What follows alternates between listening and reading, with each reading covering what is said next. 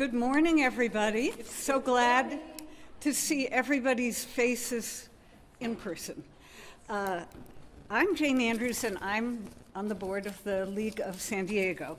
And I'm going to just say a few words about Dr. Deborah Turner, who was the 20th, I may get a little choked up, 20th president of the League of Women Voters of the United States. And she died suddenly last Sunday of a pulmonary embolism.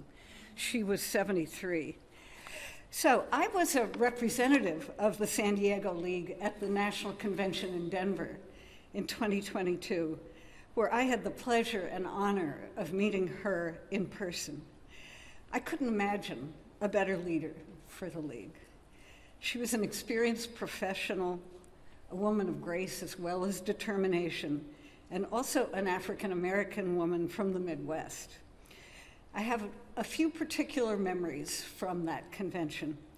On the first day of the convention, when the Dobbs decision came down, Dr. Turner soon announced that the entire convention would march to the Colorado State Capitol that afternoon to join other protesters. Under her leadership, supplies were delivered so we could make signs to carry, and she led the march. She was a woman of decisiveness and action. I especially remember her calling on the convention attendees to be steadfast in the fight for voting rights and democracy, while noting that it was not going to be an easy fight.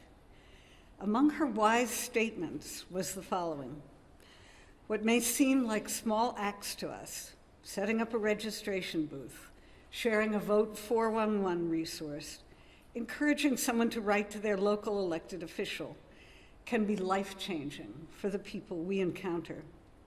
Many people go through life believing, based on experience, that our democracy does not include them and that their voices will never be heard.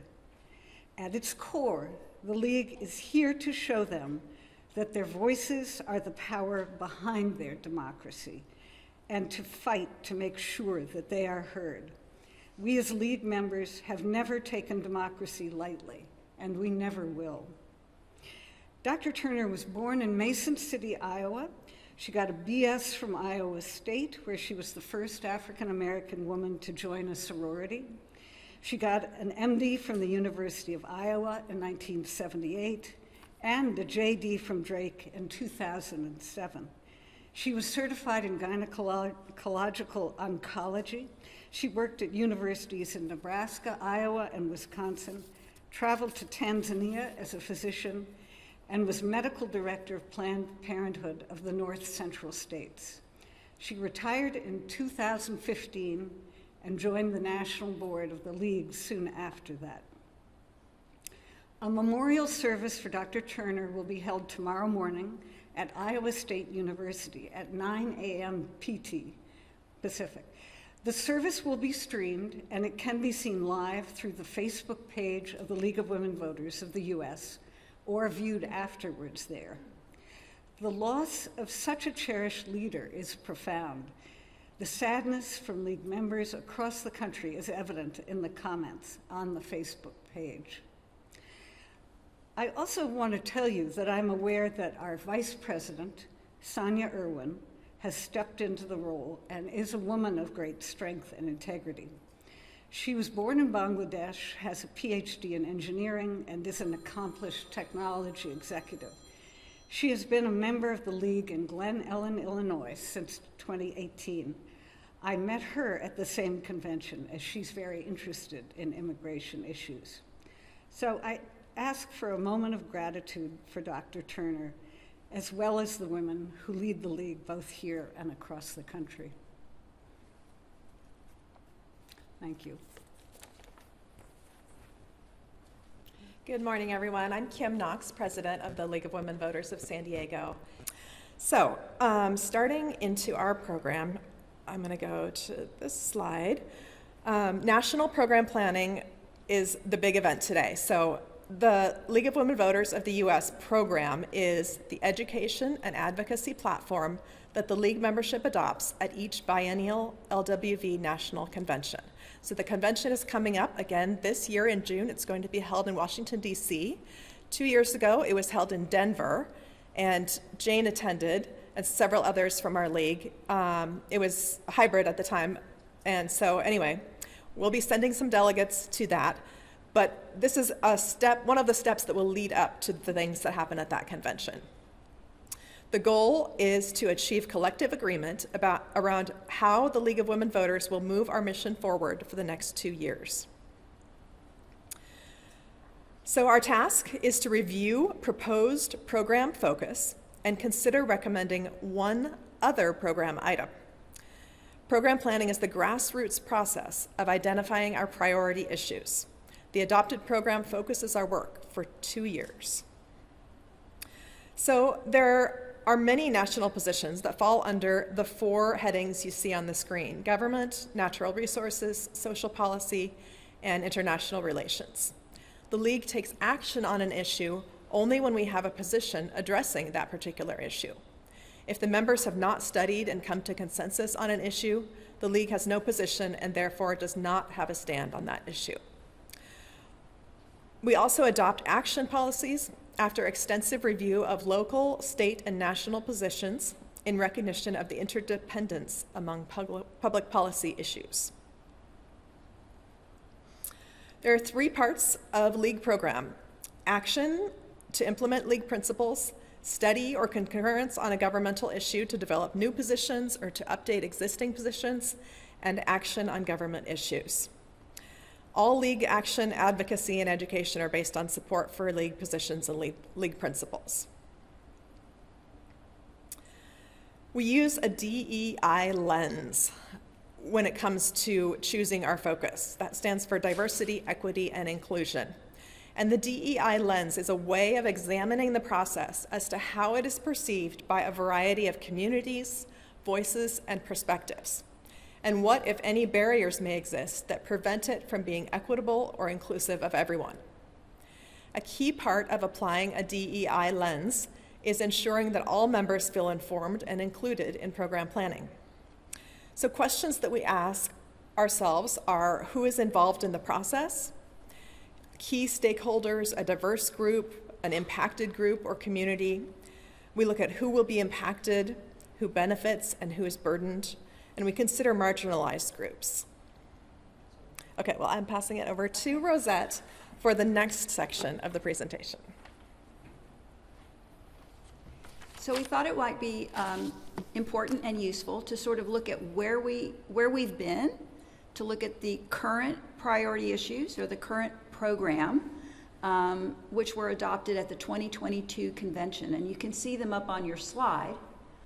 The core of our work is the Making Democracy Work campaign, which starts at the national level, goes to the state level, and it's what a lot of the work that we do. And you'll see the items underneath that, which are voting rights, improving elections, money in politics and campaign finance, redistricting, and then at the convention, they decided to add abolishing the Electoral College. So that particular program, or those set of priority issues, are recommended by the board, the national board, for 2024-26. So just those have been our priority issues, and they're recommended that we continue.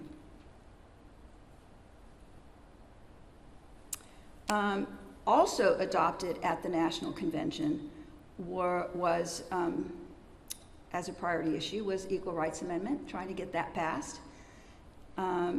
2 new positions were adopted by concurrence on criminal justice and digital equity.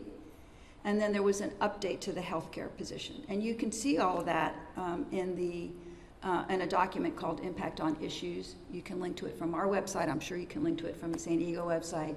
You can just Google it, League of Women Voters, Impact on Issues, and get more information. But so that was what happened in 2022-24.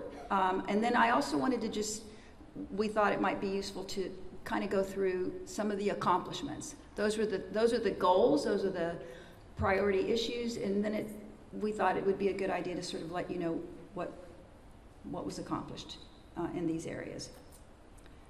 So We work in 3 areas: education, advocacy, and litigation. And so I'm starting actually here with litigation. This is over the period of 2022 to 24, the League of Women Voters US was involved in a number. Actually, this number here says 47 active cases. That was just in 2023, but over this period, it was in the 60s that the League of Women Voters was involved in at the national, state, and local level. So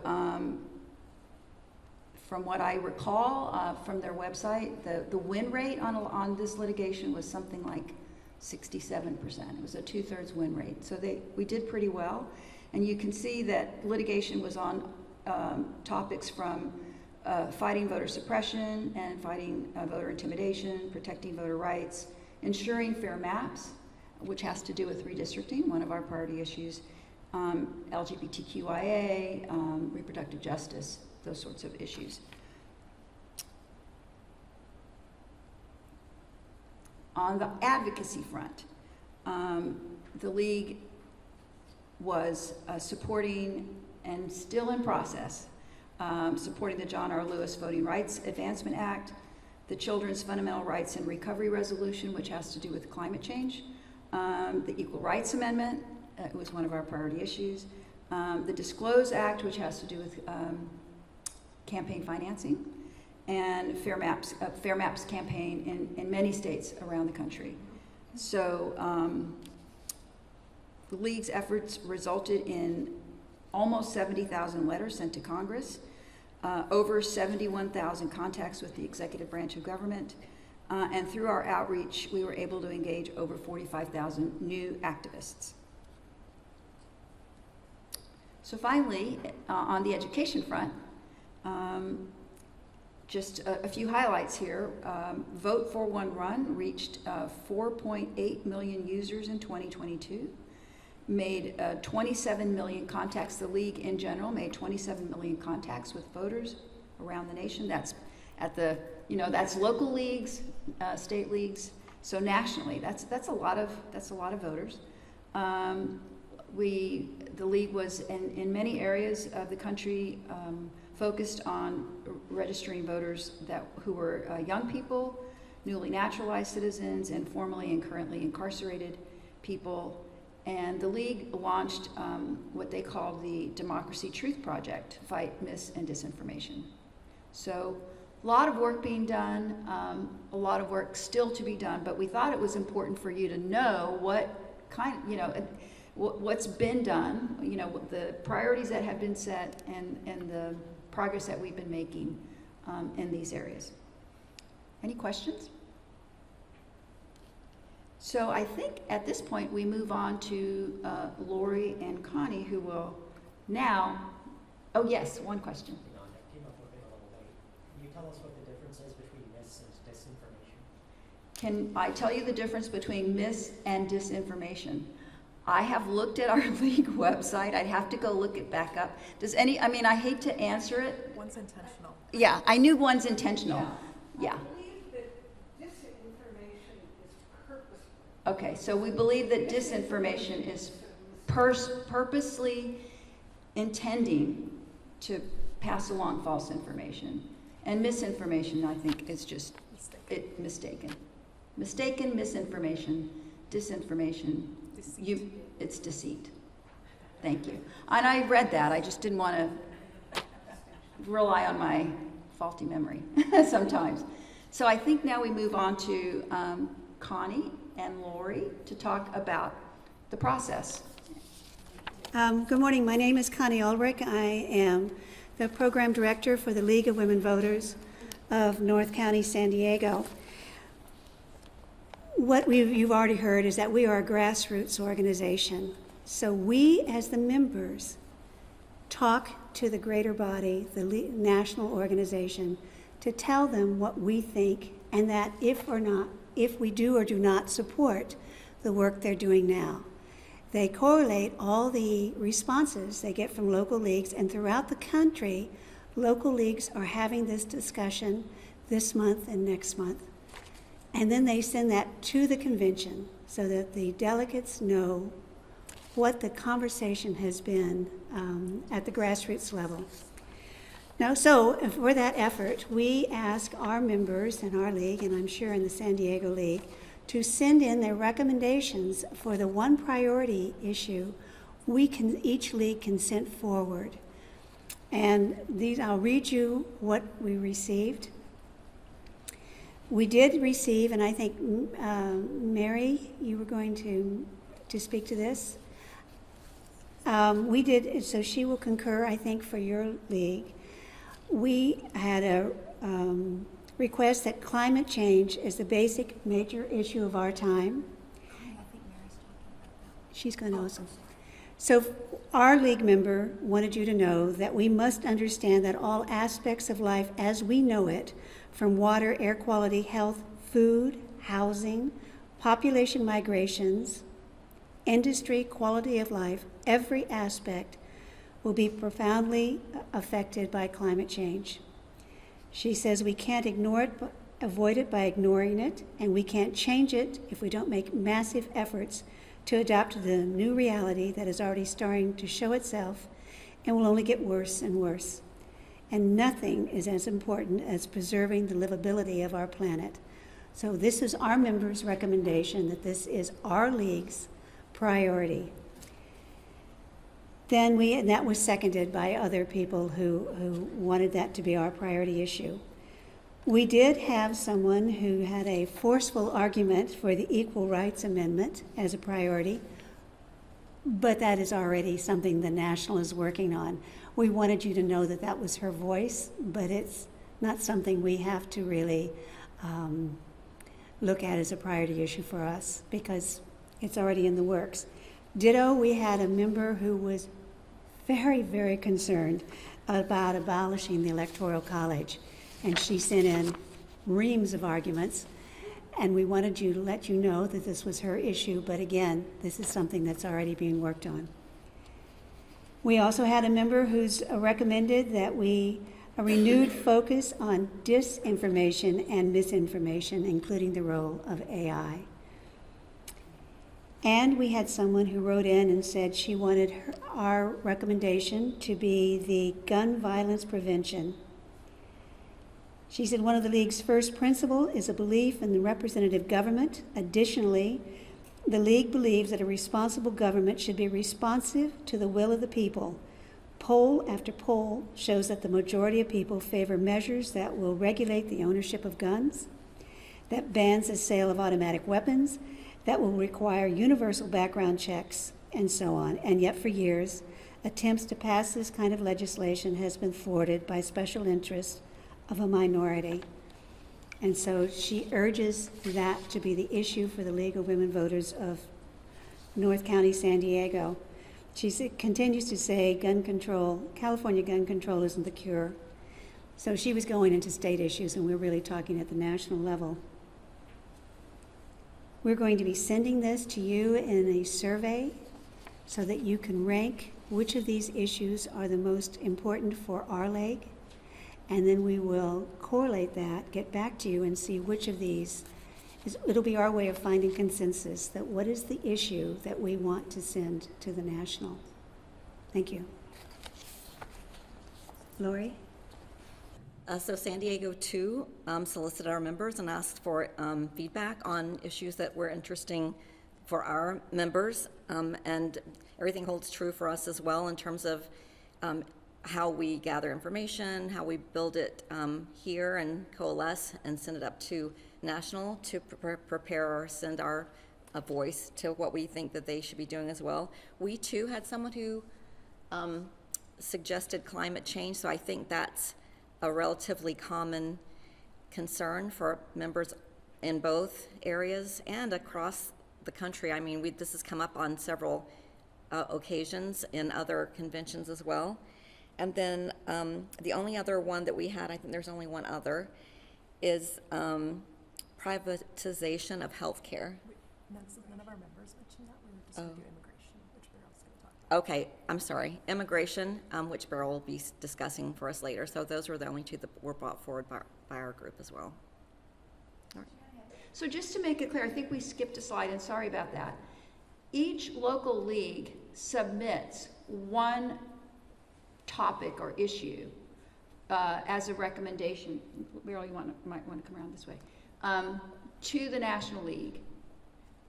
So yes, North County will, even though we're meeting together, and I'm hoping that maybe after we hear all these recommendations, we could break up into small groups for a few minutes and just talk about it, and or have a conversation as a group and see how this group is feeling. But each league will submit their own recommendation, as each league around the country will do. The board will receive all those recommendations, the US board, and then I suppose, I mean, it's not quite clear to me, Kim, you might have my inference is that they sort of figure out what is rising to the top, which topics are getting the most sort of recommendations, if you will. And then they'll put forward a slate, if you will, of Board recommended. Yeah, board recommended topics, issues that the delegates at the National Convention will vote on, and then that will become the program. Right, so the question is, because we're recording this, I want to make sure that the question is heard. New member wants to know, what is the state league's role in this process, given that each local league is putting forth a recommendation?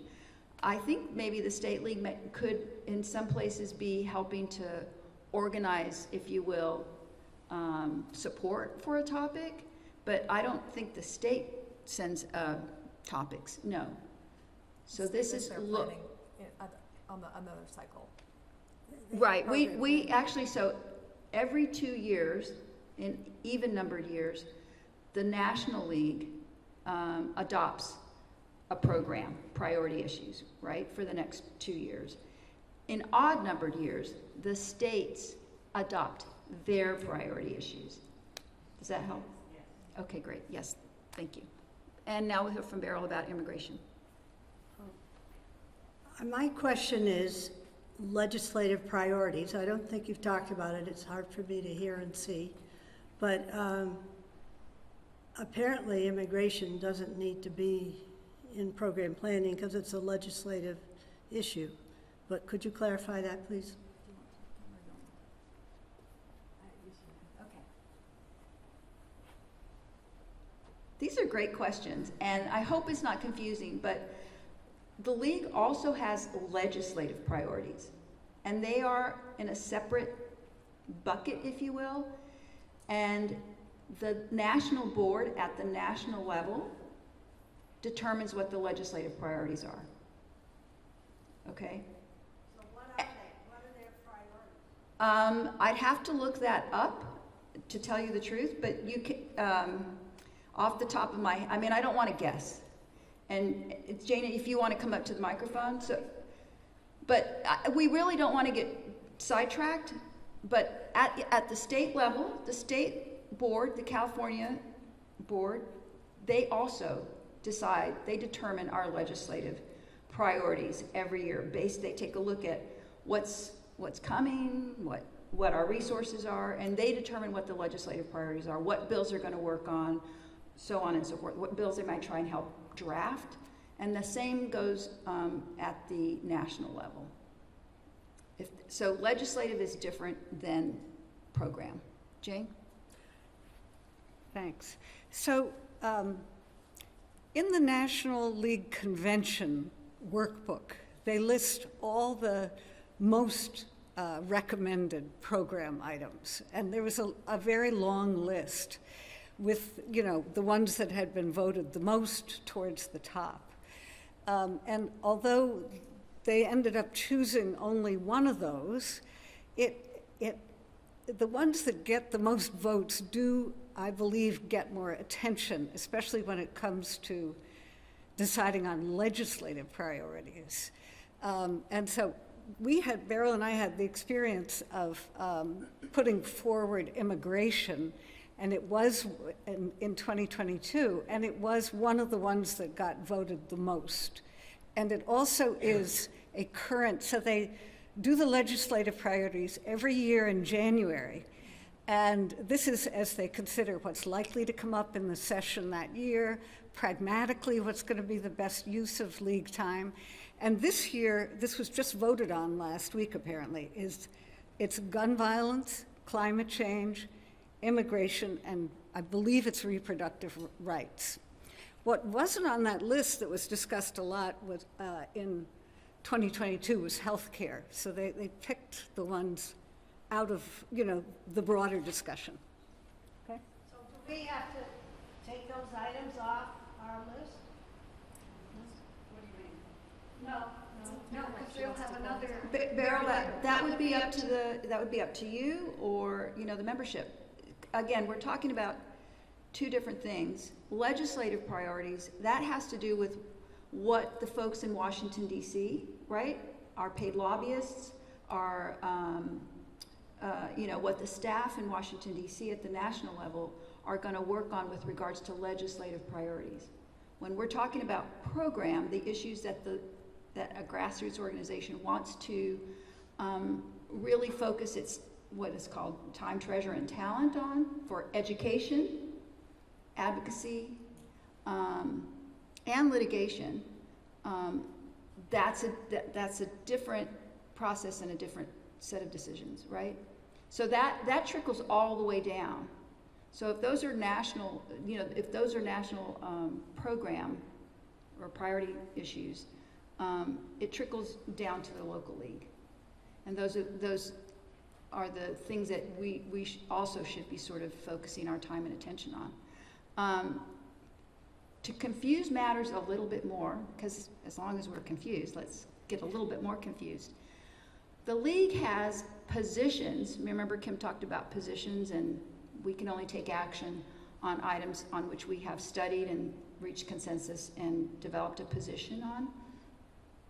The league has positions on many, many, many, many things in 4 areas, but if you were to look at, it's a 2-page set of topics that we have positions on, topics on which we've studied, grappled with, and reached consensus on, and developed a position on.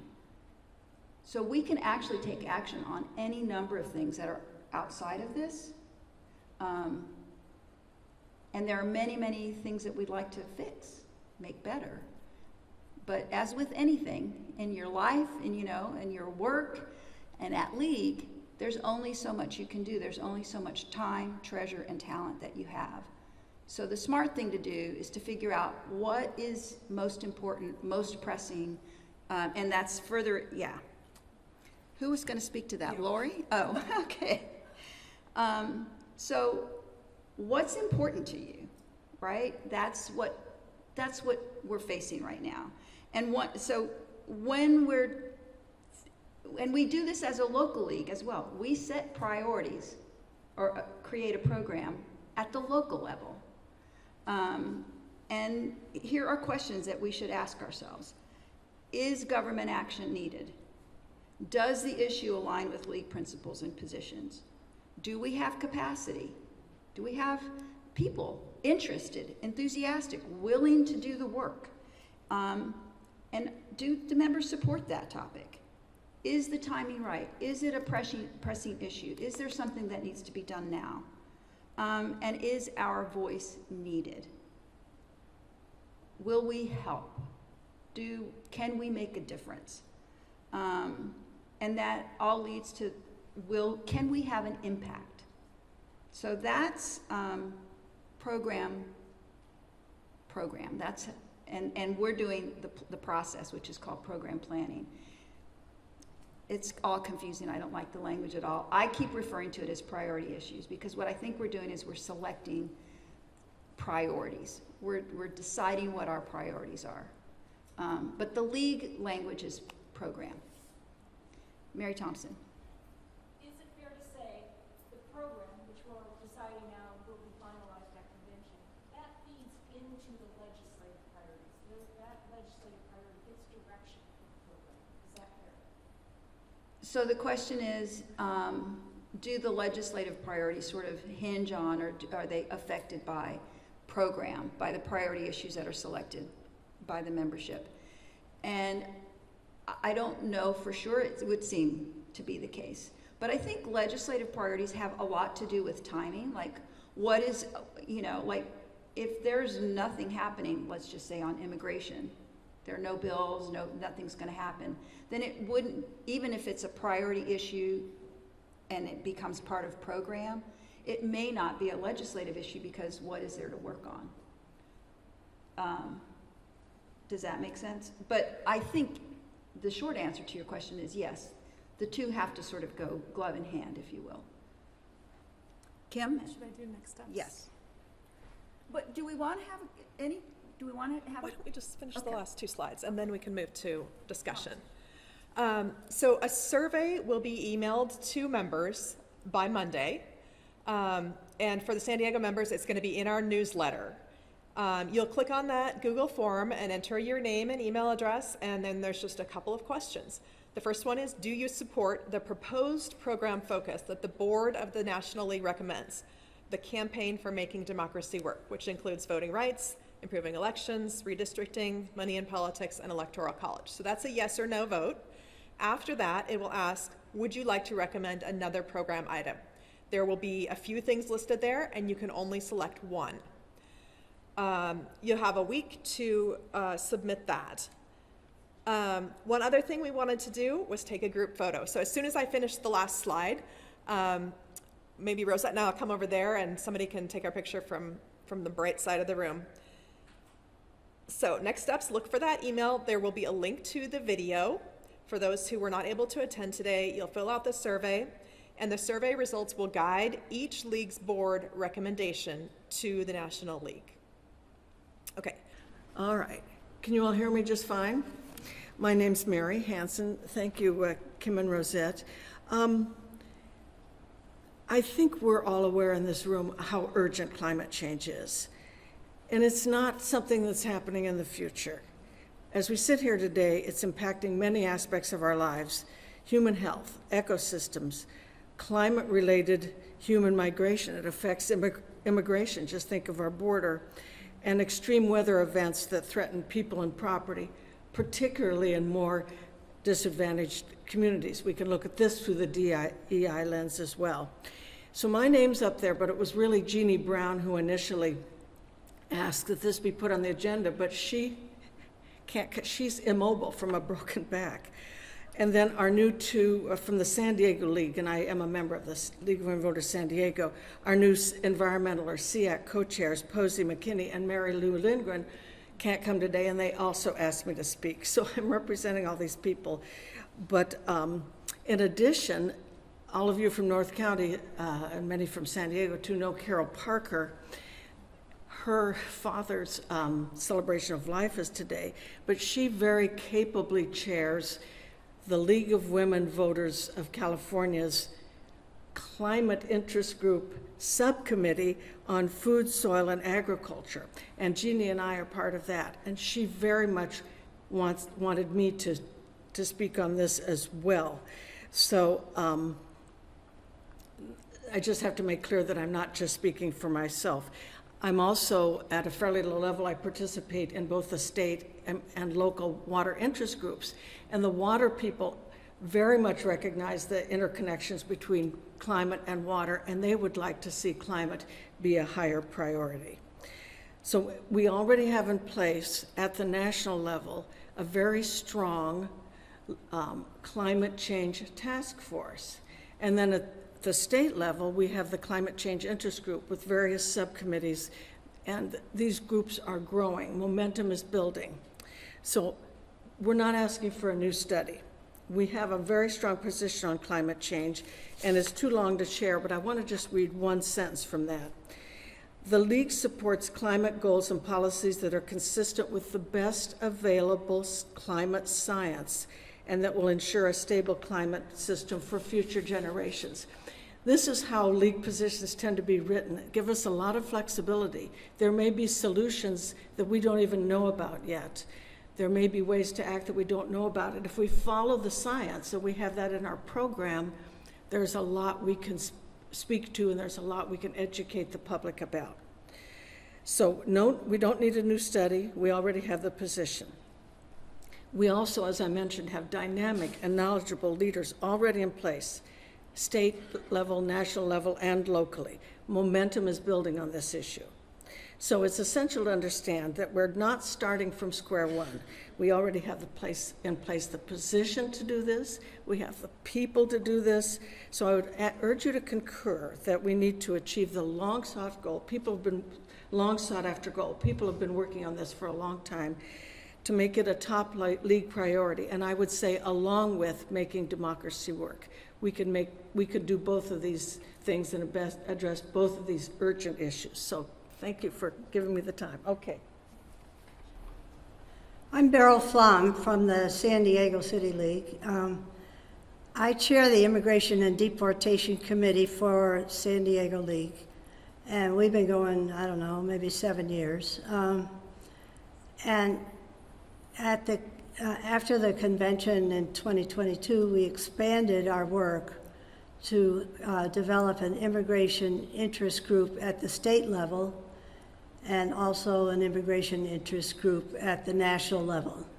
So I have over 200 on my local list, and we have over 100 on each of the state and national level.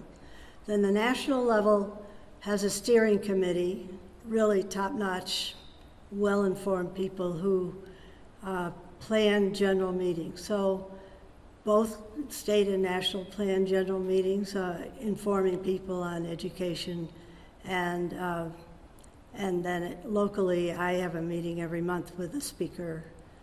So we're doing a lot of education. The action can only be taken by the National League, so we're a little limited in that, but we do local projects here. The thing that's happened with immigration, though, is that it's expanded to an issue for many, many areas of the country. People used to say, well, immigration is just in the southwest border, but now it's all over the place, and cities particularly are having a very hard time handling all these immigrants.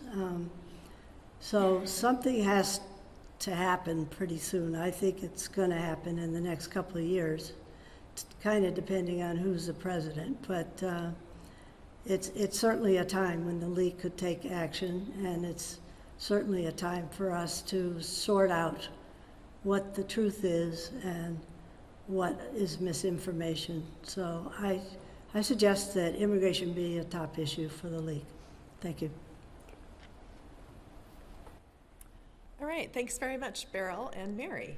So at this point, this will end the presentation, and Rosette and I are just going to come join you all over there, and we can all talk amongst ourselves about which issues we think are the most important, and then you can, go away and think more on your own, and then you'll be submitting the survey when it gets emailed to you. So thank you all for coming, and please enjoy the rest of your weekend.